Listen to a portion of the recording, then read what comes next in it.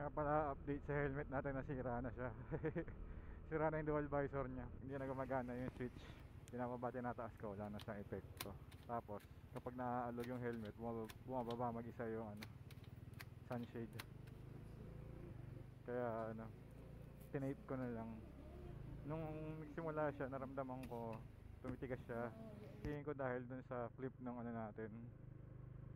Naka-clip kasi itong natin, tawag dito, communicator, hindi siya nakadikit. So naapektuhan siguro siya. Tapos tinanong ko yung nag-message ako sa Spider na website. Sabi ko kung may repair shop pa sila ng helmet. Hindi pa rin nag-reply. Tinanong ko rin si Ride Safe Moto kung meron silang repair. Wala daw. Tapos tinatanong kung gaano katagal. Sabi ko 4 months.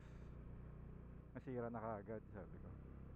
Sabi naman nila, baka nahulog ba yan, sir? Sabi, baka kasi may natanggal. Sabi ko hindi naman. Tapos hindi ko na nireplyan. Hindi naman ako magpapa-warranty. Nagkatanong lang ako sino kung mayroong naggagawa. Eh mukhang wala. So magandang yun. Yung sideline pag marunong ka magawa ng helmet.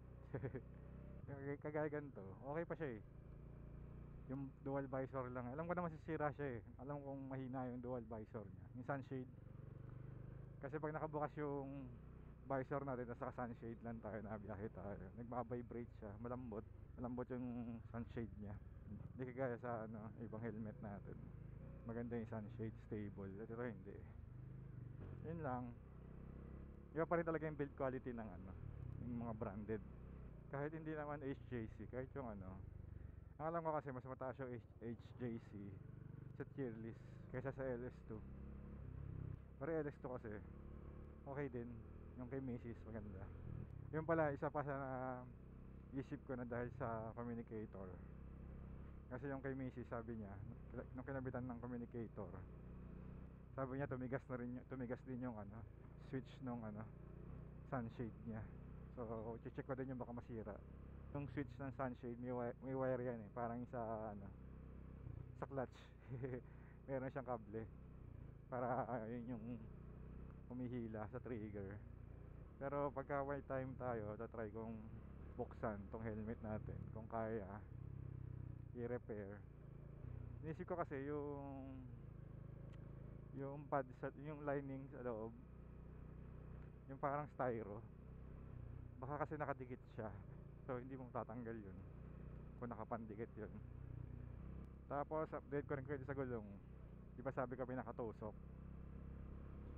Nung in-inspection ko siya maigi, tinitignan kong galaw-galawin yung mismo nakatusok at natanggal siya. Hindi pala siya naka mismo nakatusok, nakaipit lang siya dun sa grooves ng gulong. Tumusok na konti pero walang epekto, parang konting konti lang talaga. So hindi ko na kailangan vulcanize, swerte pa din kasi kakapupulcanize lang natin, di ba? Okay, pasok tayo. Samahan nyo lang ako ulit. Ito yung topic, update ko lang kayo dun sa mga nakaraang nabanggit ko sa mga vlogs na. Okay, dito tayo. Medyo bagal na tayo patakbo kasi yung pakiramdam ko parang namamaga yung utak ko. Yung parang bagong gising ganun. Sabagay kagigising lang din natin, pero marami na tayong nagawa eh. Hindi siya nawala yung pakiramdam ko na parang namamaga yung ulo ko. Hindi ko alam kung kulang sa tulog eh. Hindi ko alam kung ano oras ako nakatulog.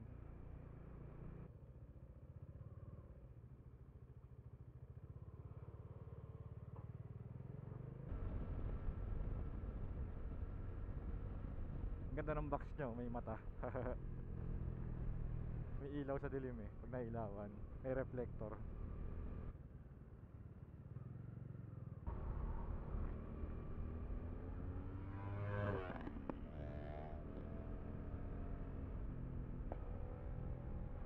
Bilis dun eh. Okay, expressway.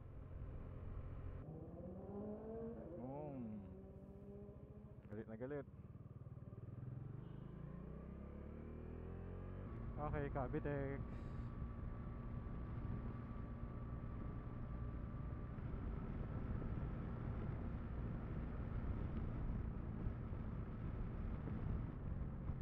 Nakadome nga, UGB2.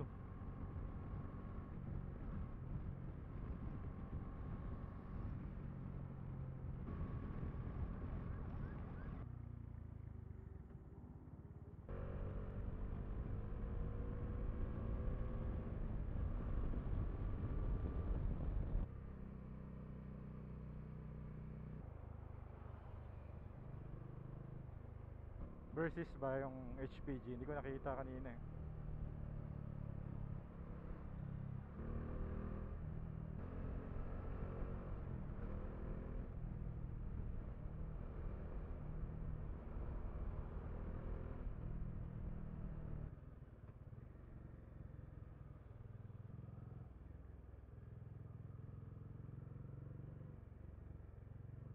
Wala na tayo sinusundan. Hindi na naman tayo makakasingit.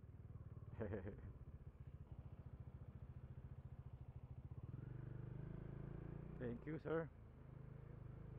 Pinauna niya talaga tayo. Okay, tapos na tayo sa NAEX. Hindi naman sa traffic. Swerte. Oras na ba? 7:42 na pala. Haba rin pala ng biyahe natin. So hindi tayo abot ng alas 8 sa opisina.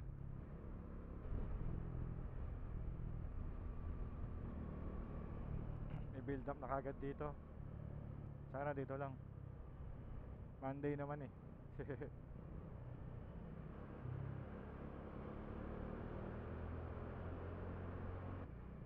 Okay, tapos na tayo sa EDSA. Dito na tayo Pakalayaan ba? Hindi ko alam kung anong tawag dito sa lugar na to. Abot ba tayo? Mukhang hindi. Hindi nga. Okay, St. Luke's na tayo. Dito na talaga, medyo traffic talaga doon sa part na to. Doon sa mga ibang part na traffic sa normal na araw, di pa rin siya traffic pag Monday. So okay. Kaso hindi tayo abot ng alas 8. Mag alas 8 no? 57. Sana may parking pa. Yung problema natin susunod, yung parking. Baka pay parking na naman tayo.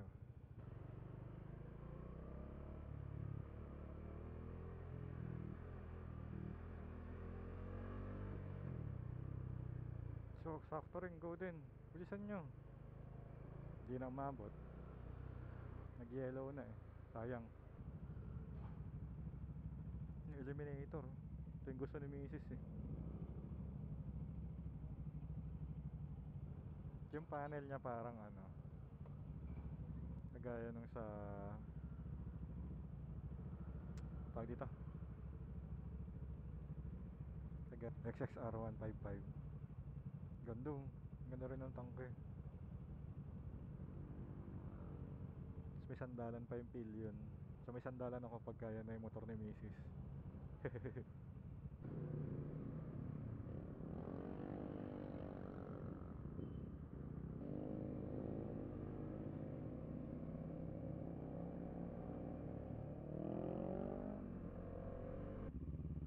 Ganda rin ang tunog. Stock pa yan hindi na stock yan. Kasi ba't parang nakayoko siya? Parang mababa yung manubela. Para siyang naked. Di ba dapat parang yan? Easy rider. Pogi. Tingnan natin yung pipe niya. Hindi ko alam kung anong pipe niya pero parang carbon. Shout out sir. Ganda ng motor mo, pogi. Naka pa siya, kung pang corporate. Kaya parang DGR.